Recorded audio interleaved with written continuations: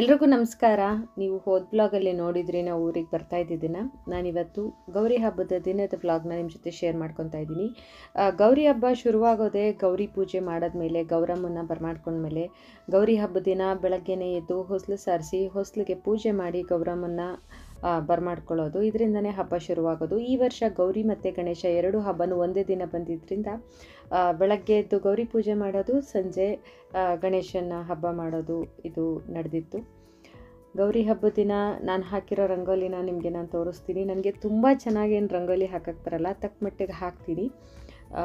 Videos ನೋಡಿಕೊಂಡು ಅಥವಾ ಏನಾದರೂ ಪೇಪರಲ್ಲಿ ಅಥವಾ ಗೂಗಲಲ್ಲಿ ಸರ್ಚ್ ಮಾಡಿ ಇದ್ದರೆ ಅದನ್ನು ನೋಡಿಕೊಂಡು ರಂಗೋಲಿನ ಹಾಕ್ತೀನಿ. ಹಾಕೋಕ್ಕೂ ಮುಂಚೆ ಒಂದು ಸಲ 2 ಸಲ ಅದನ್ನು ಟ್ರೈ ಮಾಡಿದರೆ ಇನ್ನೂ ಚೆನ್ನಾಗಿ ಬರ್ತಿತ್ತು. ನಾನು ಹಾಗೆ ಡೈರೆಕ್ಟಾಗಿ ನೋಡ್ಕೊಂಡು ಹಾಕಿದ್ದಲ್ವ, ಅದಕ್ಕೆ ಸ್ವಲ್ಪ ಹೆಂಗೆಂಗೋ ಆಗಿದೆ. ರಂಗೋಲಿ ಹೇಗಿತ್ತು ಅಂತ ಹೇಳಿ ನನಗೆ.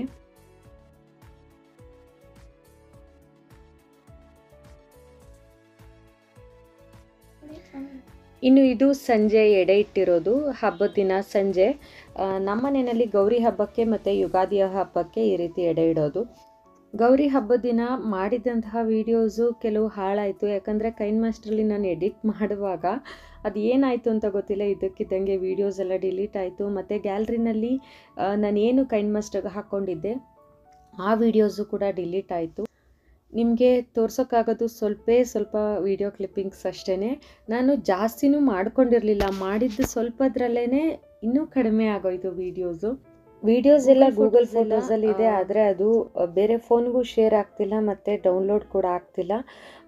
ಚಿಕ್ಕ ವೀಡಿಯೋಸ್ ಏನಿತ್ತು ಅದಷ್ಟೇ ಡೌನ್ಲೋಡ್ ಮಾಡೋಕ್ಕಾಗಿರೋದು. ಲಾಂಗ್ ಫೈಲ್ಸ್ ಏನಿರುತ್ತೆ, ಲಾಂಗ್ ವೀಡಿಯೋಸ್ ಏನಿರುತ್ತೆ ಅದು ಡೌನ್ಲೋಡು ಆಗಲಿಲ್ಲ. ನನಗೇ ತುಂಬ ಬೇಜಾರಾಗೋಯಿತು. ಇವಾಗ ಸಂಜೆ ಅಂದರೆ ರಾತ್ರಿ ಆಗಿದೆ, ಗಣೇಶನ ಉತ್ಸವ ಮಾಡ್ತಿದ್ದಾರೆ ನಮ್ಮೂರಲ್ಲಿ. ಈ ವರ್ಷ ಬೆಳಗ್ಗೆ ಗಣೇಶನ ಕೂರಿಸಿ ಸಂಜೆನೇ ಬಿಟ್ಬಿಟ್ರು. ಗಣೇಶನ ಉತ್ಸವದ ವರ್ಷ ಪ್ರತಿ ವರ್ಷವೂ ಹೀಗೆ ಏನಾದರೂ ಒಂದು ಫಂಕ್ಷನ್ ಮಾಡೇ ಮಾಡ್ತಾರೆ. ಈ ವರ್ಷ ವೀರಗಾಸೆ ಅವ್ರನ್ನ ಕರೆಸಿದ್ರು. ಇವ್ರದ್ದು ಕೂಡ ತುಂಬ ಚೆನ್ನಾಗಿರೋ ಕುಣಿಯೋಂಥ ವೀಡಿಯೋಸ್ ಎಲ್ಲ ಇತ್ತು, ಆದರೆ ಅದೆಲ್ಲ ಡಿಲೀಟ್ ಆಗೋಯ್ತು. ಇದೆಲ್ಲ ಲಾರ್ಜ್ ಫೈಲಲ್ಲಿ ಇತ್ತಲ್ವ, ಸೊ ಅದು ಡೌನ್ಲೋಡು ಆಗಲಿಲ್ಲ, ಶೇರು ಆಗಲಿಲ್ಲ. ಇದು ನಮ್ಮನೆ ಹತ್ರ ಬಂದು ಕುಣಿತಾ ಇರೋವಂಥದ್ದು. ವೀರಗಾಸೆ ಕುಣಿಯೋರನ್ನ ನೋಡಿದ್ರೆ ಚಿಕ್ಕ ಮಕ್ಕಳೆಲ್ಲ ತುಂಬ ಭಯ ಪಡ್ತಾರೆ. ಹಾಗೆ ಇವ್ರನ್ನ ದೇವರ ತದ್ರೂಪವಾಗಿ ಕಾಣ್ತಾರೆ. ಅಂದರೆ ವೀರಗಾಸೆ ವೇಷ ಹಾಕಿ ಕುಣಿತಾ ಇರ್ತಾರೆ ನೋಡಿ, ಆವಾಗ ದೇವರು ಸಮಾನವಾಗಿ ಇವ್ರನ್ನ ಕಾಣ್ತಾರೆ. ಹೋಗಿ ನಮಸ್ಕಾರ ಮಾಡ್ತಾರೆ, ಅವರ ಬೇಡಿಕೆಗಳನ್ನ ಅವ್ರ ಮುಂದೆ ಕೇಳ್ಕೊತಾರೆ. ಅಂದರೆ ಮನಸ್ಸಲ್ಲಿಟ್ಟು ನಮಗೆ ಒಳ್ಳೇದು ಮಾಡು ಅಂತ ಅವ್ರ ಬೇಡಿಕೆಗಳೇನೇನಿರುತ್ತೆ ಅದನ್ನೆಲ್ಲ ಕೇಳ್ಕೊತಾರೆ. ಇವ್ರನ್ನ ತುಂಬ ಮೈಲ್ಗೆಯಿಂದ ನಾವು ಹತ್ತಿರ ಹೋಗಿ ಮುಟ್ಬೇಕಾಗತ್ತೆ. ನಮ್ಮೂರಲ್ಲಿ ಕೂರಿಸಿರೋಂತಹ ಗಣೇಶನ ವಿಡಿಯೋನೇ ಮಾಡ್ಕೊಂಡಿರಲಿಲ್ಲ ನಾನು. ಮಧ್ಯಾಹ್ನ ದೇವಸ್ಥಾನಕ್ಕೂ ಹೋಗಿರಲಿಲ್ಲ ಪೂಜೆ ಮಾಡಿಸ್ಲಿಕ್ಕೆ, ಯಾಕಂದರೆ ಮಳೆ ಬರ್ತಾಯಿತ್ತು, ಅದಕ್ಕೋಸ್ಕರ ಹೋಗಲಿಲ್ಲ. ನಮ್ಮ ಮನೆಯವರು ಹೋಗಿ ಪೂಜೆ ಮಾಡಿಸ್ಕೊಂಡು ಬಂದಿದ್ದರು. ಇದಿಷ್ಟೇ ವಿಡಿಯೋ ಕ್ಲಿಪ್ಪಿಂಗ್ಸ್ ಗೌರಿ ಹಬ್ಬದ ದಿನ ಮಾಡ್ಕೊಂಡಿದ್ದು ನನಗೆ ಸಿಕ್ಕಿರೋದು. ಇದು ಬೆಂಗಳೂರಿಗೆ ಬಂದಮೇಲೆ ಮತ್ತೆ ವ್ಲಾಗ್ನ ಕಂಟಿನ್ಯೂ ಮಾಡ್ತಾ ಇದ್ದೀನಿ. ನಾವು ಮಂಗಳವಾರ ರಾತ್ರಿ ಬೆಂಗಳೂರಿಗೆ ಬಂದ್ವಿ. ನನ್ನ ಮಗಳ ಬರ್ಡೇ ಗುರುವಾರ ಇತ್ತು, ಗುರುವಾರ ಬೆಳಗಿನ ವ್ಲಾಗ್ ಇದು. ಇವತ್ತು ಅವಳ ಬರ್ಡೇ ಇದ್ದಿದ್ದರಿಂದ ಬೆಳಗ್ಗೆ ತಿಂಡಿನ ಪೊಂಗಲ್ ಮಾಡಿದ್ದೆ ನಾನು. ತಿಂಡಿಯೆಲ್ಲ ಆದಮೇಲೆ ಹಾಕಿರೋ ಕಲರ್ ಡ್ರೆಸ್ಸಲ್ಲಿ ಫೋಟೋಸ್ ತೆಗೆಯೋಣ ಅಂತ ಹೇಳಿ ಆಚೆ ಕರ್ಕೊಂಡು ಬಂದಿದ್ದೀನಿ. ಅವಳಿಗೆ ಫೋಟೋಸ್ ಅಂದರೆ ಇಂಟ್ರೆಸ್ಟೇ ಇಲ್ಲ, ಹೆಂಗೆಂಗೋ ನಿಂತ್ಕೊಂತಾಳೆ. ಅವಳಿಗೆ ಫೋಟೋದಲ್ಲಿ ಪೋಸ್ ಕೊಡೋಕ್ಕಂತೂ ಬರೋದೇ ಇಲ್ಲ. ನಾವೇ ಹೇಳಬೇಕು, ಹಿಂಗೆ ನಿಲ್ಲು, ಹಂಗೆ ನಿಲ್ಲು, ಇಷ್ಟು ನಗಾಡು ಅಷ್ಟು ನಗಾಡು ಅಂತ ಹೇಳಿಬಿಟ್ಟು. ಅಂತೂ ಇಂತೂ ಸ್ವಲ್ಪ ಹೇಳಿಕೊಟ್ಟು ಸ್ವಲ್ಪ ಫೋಟೋಸ್ ಅಂತೂ ತೆಕ್ಕೊಂಡೆ. ಇವಾಗ ತಿಂಡಿನ ನಾನು ಅವಾಗಲೇ ಹೇಳ್ದಾಗೆ ಪೊಂಗಲ್ ಮಾಡಿದ್ದೆ, ಸ್ವೀಟ್ ಪೊಂಗಲ್ ಮತ್ತು ಖಾರ ಪೊಂಗಲ್. ಇದು ಅವಳಿಗೆ ಇಷ್ಟ ಅಂತಲೇ ಇವತ್ತು ನಾನು ಮಾಡಿಕೊಟ್ಟಿದ್ದು. ನಾನು ಆವಾಗಲೇ ಹೇಳ್ದಾಗೆ ಎಷ್ಟೊಂದು ವೀಡಿಯೋಸು ಡಿಲೀಟ್ ಆಗಿದ್ದರಿಂದ ಇಲ್ಲೂ ಕೂಡ ಕಡಿಮೆ ವೀಡಿಯೋಸೇನೆ ನಿಮಗೆ ಸಿಗೋದು.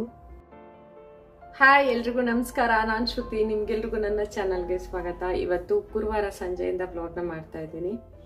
ನಿರೀಕ್ಷನ್ ಬರ್ಡೇ ಇವತ್ತು ಸಂಜೆ, ಅದನ್ನು ಕೂಡ ಸೆಲೆಬ್ರೇಷನ್ ಮಾಡಬೇಕು. ಜೋರಾಗಿ ಮಾಡ್ತಿಲ್ಲ, ಸಿಂಪಲ್ಲಾಗಿ ಅಷ್ಟೇ, ನಮ್ಮ ಮನೆಯವರು ಇನ್ಯಾರಿಲ್ಲ. ಮತ್ತು ಇವಾಗ ಅಡುಗೆ ಮನೆ ಕ್ಲೀನ್ ಮಾಡ್ಕೋಬೇಕು, ಕಸ ಗುಡಿಸಿ ಮನೆ ಒರೆಸ್ಬೇಕು. ಬೆಳಗ್ಗೆಯಿಂದ ನಾನು ಸ್ಕೂಲಿಂದ ಬಂದಮೇಲೆ ನನಗೆ ಮಾಡೋಕ್ಕಾಗಲಿಲ್ಲ, ಬೇರೆ ಕೆಲಸಗಳಿತ್ತು. ಮತ್ತು ಅವಳನ್ನು ಕರ್ಕೊಂಬರೋದು ಬಿಡೋದು ಅದು ಇದು ಟೈಮ್ ಆಗೋಯ್ತು, ಮಾಡೋಕ್ಕಾಗಲಿಲ್ಲ. ಇವಾಗ ನಾನು ಮಾಡ್ಕೋಬೇಕು. ಅವಳನ್ನು ಕರ್ಕೊಂಡು ಬರೋ ಅಷ್ಟರಲ್ಲಿ ಅಟ್ಲೀಸ್ಟ್ ಪಾತ್ರೆ ತೊಳಿಬೇಕು. ಅವಳನ್ನು ಬಂದಮೇಲೆ ಆದರೂ ಕಸ ಗುಡಿಸಿ ಮನೆ ಒರೆಸಿ ಎಲ್ಲ ರೆಡಿ ಮಾಡಿದ್ರೆ ಅವಳು ಪೂಜೆ ಮಾಡ್ತಾಳೆ. ಮತ್ತು ಇವಾಗ ನಾನು ಎಲ್ಲ ಕ್ಲೀನ್ ಮಾಡ್ಕೋಬೇಕು. ನನ್ನ ಚಾನಲ್ಗೆ ಹೊಸಬರಾಗಿದ್ದರೆ ದಯವಿಟ್ಟು ಸಬ್ಸ್ಕ್ರೈಬ್ ಮಾಡ್ಕೊಂಡು ನೋಡಿ. ಪಕ್ಕದಲ್ಲಿ ಬರೋವಂಥ ಬೆಲ್ಲೈಕನ್ನ ಕ್ಲಿಕ್ ಮಾಡಿ. ನೀವು ಬೆಲ್ಲೈಕನ್ ಕ್ಲಿಕ್ ಮಾಡಿದ್ರೆ ನನ್ನ ಪ್ರತಿ ಹೊಸ ವಿಡಿಯೋ ನೋಟಿಫಿಕೇಷನ್ಸ್ ನಿಮಗೆ ತಲುಪುತ್ತೆ. ಇಷ್ಟನ್ನು ಹೇಳ್ತಾ ನನ್ನ ಬ್ಲಾಗ್ನ ಕಡೆವರೆಗೂ ನೋಡಿ. ನಾನು ಆಗಲೇ ಪಾತ್ರೆ ತೊಳೆಯೋ ಡ್ರೆಸ್ ಹಾಕೊಂಡು ರೆಡಿಯಾಗಿ ನಿಂತಿದ್ದೀನಿ ಎಬ್ರನ್ನ ಹಾಕೊಂಡು. ಇವಾಗ ಪಾತ್ರೆ ತೊಳೆದು ಮತ್ತು ಬೇರೆ ಕೆಲಸ ಎಲ್ಲ ಮಾಡ್ಕೋಬೇಕು. ದಯವಿಟ್ಟು ನನ್ನ ವಿಡಿಯೋನ ಕೊನೆವರೆಗೂ ನೋಡಿ. ಇನ್ನು ಅವಳು ಶಟಲಿಂದ ಬಂದ ಮೇಲೆ ಸ್ನಾನ ಮಾಡಿಕೊಂಡು ಇವಾಗ ದೇವ್ರ ಪೂಜೆ ಮಾಡ್ತಿದ್ದಾಳೆ. ಇವಾಗ ಹತ್ತತ್ರ 7 ಗಂಟೆ ಅಷ್ಟು ಟೈಮ್ ಆಗಿದೆ. ನಾವು ಒಂದು ಸಲ ಅವಳನ್ನ ದೇವ್ರ ಮನೆ ಒಳಗಡೆ ಕಳಿಸ್ತು ಅಂದರೆ ನೀಟಾಗಿ ಎಷ್ಟು ಗಲೀಜು ಮಾಡಬೇಕೋ ಅಷ್ಟೆಲ್ಲ ಗಲೀಜು ಮಾಡಿ ದೇವ್ರ ಮನೆ ಒಳಗಡೆ ಬಂದಿರ್ತಾಳೆ. ನಾನು ಅದಕ್ಕೆ ಅವಳನ್ನ ಜಾಸ್ತಿ ದೀಪ ಹಚ್ಚೋಕ್ಕೆ ಕಳಿಸೋದಿಲ್ಲ. ಚೆನ್ನಾಗಿ ಗಲೀಜು ಮಾಡಿರ್ತಾಳೆ. ಹೂವು ಇತ್ತು ಅಂದರೆ ಉದುರಿರುತ್ತಲ್ಲ ಹೂವು, ಅದನ್ನೆಲ್ಲ ಅಲ್ಲಲ್ಲೇ ಬಿಟ್ಟು ಹೊಸ ಹೂವನ್ನ ಮಡಿಸಿರ್ತಾಳೆ. ನೀಟಾಗಿ ಕ್ಲೀನ್ ಮಾಡೋದಿಲ್ಲ. ಇವಾಗ ನಾನು ಹೇಳ್ತಾ ಇದ್ದೀನಿ, ಈ ಹೂವು ಇಲ್ಲಿಡು, ಈ ಹೂವು ಇಲ್ಲಿಡು, ಈ ಥರ ಮಾಡು, ಆ ಥರ ಮಾಡು ಅಂತ ಹೇಳಿಬಿಟ್ಟು. ಇನ್ನು ದೀಪಕ್ಕೆ ಎಣ್ಣೆ ಬಿಟ್ಟು ಹಚ್ಚೋವಾಗ್ಲಂತೂ ಎಲ್ಲ ಚೆನ್ನಾಗಿ ಗಲೀಜೆ ಮಾಡಿಬಿಟ್ಟಿರ್ತಾಳೆ. ನಾನು ಅದಕ್ಕೋಸ್ಕರನೇ ಅವಳನ್ನು ದೇವ್ರ ಮನೆ ಒಳಗಡೆ ಕಳಿಸೋದನ್ನು ತುಂಬ ಅವಾಯ್ಡ್ ಮಾಡ್ತೀನಿ. ಹೋದ್ರೂ ಬರೀ ಕೈ ಮುಗಿಬೇಕು, ಬರಬೇಕು ಅಷ್ಟೇ, ಇನ್ನೇನು ಮಾಡಬಾರ್ದು ಅಲ್ಲಿ ಅಂತಲೇ ಹೇಳ್ತೀನಿ. ಇನ್ನು ಮಂಗಳಾರತಿ ಬೆಳಗೋದಕ್ಕೆ ಕರ್ಪೂರ ಹಚ್ಚಿದ್ರಂತೂ ಎಡಗೈಲಿ ಕರ್ಪೂರ ಹಿಡ್ದಿರ್ತಾಳೆ, ಬಲಗೈಲಿ ಬೆಳಗ್ತಾ ಇರ್ತಾಳೆ. ಒಂದೊಂದು ಕರ್ಪೂರ ಹಾಕ್ಕೊಂಡು ಚೆನ್ನಾಗಿ ಹೊಗೆ ಹಾಕಿಸಿ ಇಟ್ಟಿರ್ತಾಳೆ. ಅವಳು ಇವತ್ತು ದೇವ್ರ ಪೂಜೆ ಮಾಡಿದ್ಲು ಅಂದರೆ ನಾನು ವಾರದ ದಿನ ಪೂರ್ತಿ ಮೇಲ್ಗಡೆ ಎಲ್ಲ ಏನು ಕಿಟ್ಟ ಎಲ್ಲ ಕಟ್ಕೊಂಡಿರುತ್ತೆ, ಅದನ್ನೆಲ್ಲ ಕ್ಲೀನ್ ಮಾಡ್ಕೋಬೇಕು, ಹಂಗೆ ಮಾಡಿ ಇಟ್ಟಿರ್ತಾಳೆ.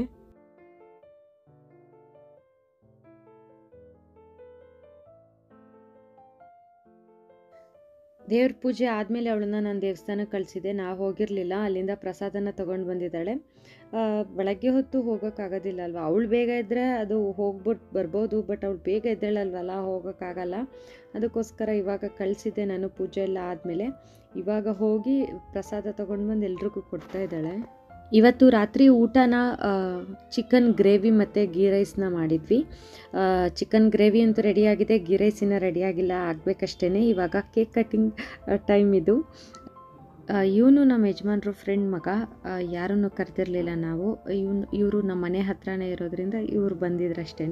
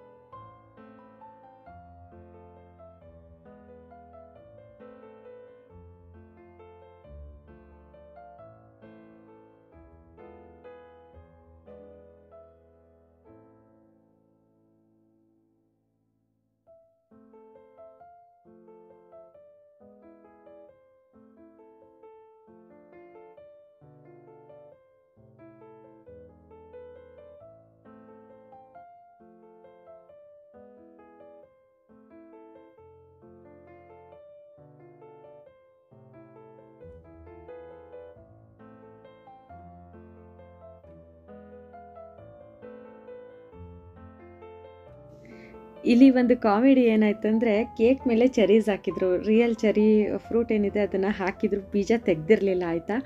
ಅದನ್ನು ನಿರೀಕ್ಷಾ ತಿಂದ್ಲು, ಅಮ್ಮ ಬೀಜ ಇದೆ ಅಂತ ಉಗಿತಾ ಇದ್ಲು. ಅದಕ್ಕೆ ಮುಂಚೆ ಅವನಿಗೆ ಕೊಟ್ಟಿದ್ರು, ಸುಚಿತ್ಗೆ ಕೊಟ್ಟಿದ್ರು ತಿನ್ನೋದಕ್ಕೆ. ಅವನು ಬೀಜನೂ ನುಂಗ್ಕೊಂಡ್ಬಿಟ್ಟಿದ್ದ. ಅದಕ್ಕೆ ಎಲ್ಲರೂ ನಗಾಡ್ತಾಯಿದ್ರು, ಬೀಜನೂ ಹಂಗೆ ನುಂಗ್ಕೊಂಡ್ಬಿಟ್ಟಿದ್ದಿಲ್ಲ ಅಂತ. ಇವಾಗ ನಾವು ಕೂಡ ಬಂದು ಕೇಕ್ನ ತಿನ್ನಿಸ್ತಾ ಇದ್ದೀವಿ. ಸಾಮಾನ್ಯವಾಗಿ ಎಲ್ಲ ಮಕ್ಕಳೂ ಅಷ್ಟೇ ಏನು ಮಾಡ್ತಾರೆ ಅಂದರೆ, ಕೇಕು ಚಾಕ್ಲೇಟ್ಸ್ ಏನಾದ್ರು ಇದ್ದರೆ ಅವ್ರಿಗೆ ತಿನ್ನಿಸ್ತಾನೆ ಇದ್ದರೆ ನಾವು ತಿಂತಾನೆ ಇರ್ತಾರೆ, ಸಾಕು ಅಂತ ಅನ್ನೋದೇ ಇಲ್ಲ. ಇವನು ಹಾಗೇ, ನೀವು ನೋಡ್ತಾ ಇರಿ ಅವನನ್ನು. ಸುಮ್ಮನೆ ಎಲ್ಲರೂ ಬಂದು ಬಾಯಿ ಕೊಡ್ತಾ ಇದ್ದರೆ ಅವನು ತಿಂತಾನೇ ಇದ್ದಾನೆ. ಅವನಿಗೆ ಗೊತ್ತಾಗ್ತಿಲ್ಲ, ಒಟ್ನಲ್ಲಿ ಸ್ವೀಟ್ ಇದೆ ಅಲ್ವಾ, ತಿನ್ನಬೇಕು ಅಂತ ತಿಂತಾ ಇದ್ದಾನೆ. ಇವನು ಒಬ್ಬನೇ ಅಲ್ಲ, ಎಲ್ಲ ಮಕ್ಕಳೂ ಹಾಗೇ ಮಾಡೋದು.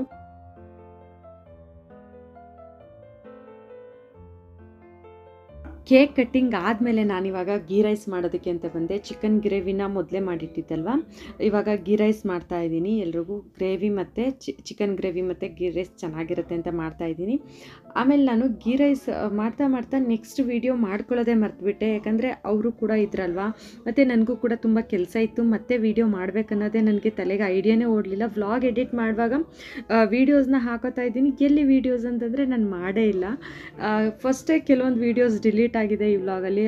ಅಂಥದ್ರಲ್ಲಿ ನಾನು ಕೂಡ ವೀಡಿಯೋಸ್ ಮಾಡಿಲ್ಲ ಅಂದಾಗ ನನಗಂತೂ ತುಂಬ ಬೇಜಾರಾಯಿತು. ಏನು ಮಾಡೋಕ್ಕಾಗಲ್ಲ ಅಲ್ವ, ಇನ್ನೇನು ಮಾಡೋದು. ಇರೋ ಅಷ್ಟನ್ನು ನಾನು ನಿಮ್ಮ ಜೊತೆ ಶೇರ್ ಮಾಡ್ಕೊಂಡಿದ್ದೀನಿ. ಇವಾಗ ನಾಯಿಗೆ ಅಂತ ಹೇಳಿಬಿಟ್ಟು ಅನ್ನನ ಕಲಿಸ್ತಾ ಇದ್ದೀನಿ. ಮಧ್ಯಾಹ್ನದ ಅನ್ನ ಇತ್ತಲ್ವ ವೈಟ್ ರೈಸ್, ಅದಕ್ಕೆ ಚಿಕನ್ ಸಾಂಬಾರು ಹಾಕಿಬಿಟ್ಟು ನಾಯಿಗೆ ಕಲಸಿ ಇವಾಗಲೇ ಹಾಕಿಬಿಡೋಣ ಅಂತ ಹೇಳ್ಬಿಟ್ಟು ನನ್ನ ಮಗಳು ಹೋಗ್ಬಿಟ್ಟು ಕೆಳಗಡೆ ಹಾಕ್ಬಿಟ್ಟು ಬರ್ತಾಳೆ. ನಮ್ಮ ಬಿಲ್ಡಿಂಗಲ್ಲಿ 2 ನಾಯಿ ಇದೆ. ಈ ಥರ ನಾನ್ ವೆಜ್ ಏನಾದರೂ ಮಾಡಿದಾಗ ಅವುಗಳಿಗೂ ಕೂಡ ನಾವು ಊಟ ಹಾಕ್ತೀವಿ, ಇಲ್ಲಾಂದರೆ ಪ್ರತಿದಿನ ಓನರ್ ಆಂಟಿ ಮನೆಯಲ್ಲಿ ಊಟ ಹಾಕ್ತಾರೆ. ನಾನ್ ವೆಜ್ ಏನಾದರೂ ಮಾಡಿದಾಗ ನಾವು ಹಾಕ್ತೀವಿ. ಆಚೆಯಿಂದ ಏನಾದರೂ ನಾನ್ ವೆಜ್ ತಂದ್ರೂ ಕೂಡ ಅವುಗಳಿಗೆ ಊಟ ಹಾಕ್ತೀವಿ. ಯಾವಾಗಲೂ ಅಷ್ಟೇ ಅಡುಗೆ ಮನೆಯಲ್ಲಿ ಅಡುಗೆ ಮಾಡುವಾಗಲೇ ಪಾತ್ರೆಗಳನ್ನ ಅವಾಗಲೇ ತೊಳ್ಕೊಂಡ್ಬಿಟ್ರೆ ಸಿಂಕಲ್ಲಿ ಪಾತ್ರೆ ಜಾಸ್ತಿ ಇರೋದಿಲ್ಲ, ಇಲ್ಲಾಂದರೆ ಸಾಕಷ್ಟು ಪಾತ್ರೆಗಳಿರುತ್ತೆ. ನಮ್ಮನೆ ಸಿಂಕ್ ಅದರಲ್ಲೂ ತುಂಬಾ ಚಿಕ್ಕದು. ನಾನು ಅವಾಗಲೇ ತೊಳ್ಕೊಂಡ್ಬಿಡ್ಬೇಕು ಪಾತ್ರೆನ, ಇಲ್ಲ ಅಂತಂದರೆ ಒಂದೇ ಸಲ ಪಾತ್ರೆ ತೊಳೆಯೋಕ್ಕಂತೂ ಆಗಲ್ಲ.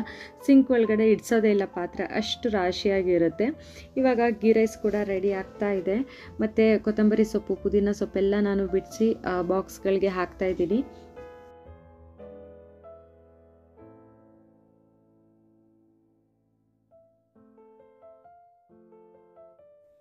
ಇದು ಗಣೇಶ ವಿಸರ್ಜನೆ ಮಾಡೋದಕ್ಕೆ ಹೋಗ್ತಾ ಇರೋವಂಥದ್ದು.